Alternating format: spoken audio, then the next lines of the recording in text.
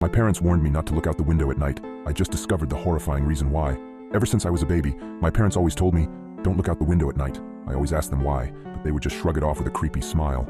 As I grew older, I stopped questioning it, but I just never could have guessed the horrifying secrets my parents were hiding. Everyone in my town also followed this weird tradition, so I thought it was normal. That was until I went to college and noticed that none of the other kids were like this. So during Christmas, when I went to my parents' house, I remember them telling me not to look out the window.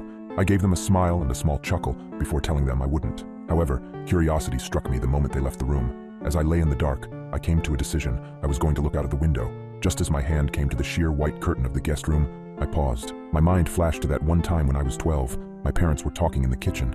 I was home with the flu and was about to make my way to the sink for some water, but I stopped at the doorway.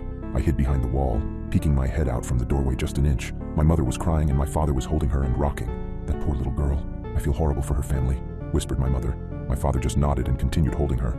I went back to my room after that. Several hours later, my dad came up to my room with several pieces of wood and boarded up my windows. "What are you doing that for, Dad?" I asked him. "Oh, it's nothing. Just safety reasons," he replied. I learned at school the next day that a little girl was found dead the previous morning, the window broken and curtains torn. I snapped back to the present. My hand drew back from the curtain. I shook my head, cursing myself for being so weird. What was the worst that could happen? It was just a window. It couldn't hurt me, right? As I reached my hand out again, my instinct was telling me to stop. My gut twisted as I reached nearer and nearer. Just as I touched the curtain, a painful howl came from the forest surrounding the house. I flinched back, deciding to just lay down and try to get some sleep. I forgot how hard it was to get sleep in my hometown. Every night, coyotes howled for hours everywhere in town, or at least I thought they were just coyotes. The next night, I woke up in a cold sweat. I glanced over at the alarm clock next to my bed. It was midnight. I groaned and sat up in bed. A low growling sound from outside of my bedroom window. I thought back to last night and decided that I had made up my mind about looking out. I thrusted my arm towards the curtain and pulled back hard, almost ripping it away from the rod.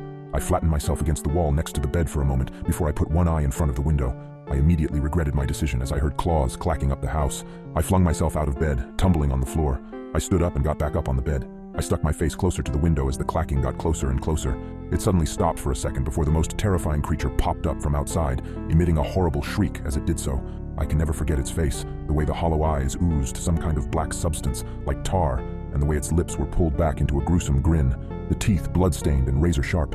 It looked like it had 4 limbs, its front 2 slamming on the glass and pounding. As I was frozen in front of the window in terror, my parents burst into the room. My father held a shotgun. He marched up to my bed and yanked me away from the window. He pointed his shotgun at the creature, shooting a bullet at it. The thing scrambled away, leaving the window almost completely shattered. "Damn it, son, it was a simple task. Just don't look out the window. How hard is that?" My dad shouted at me.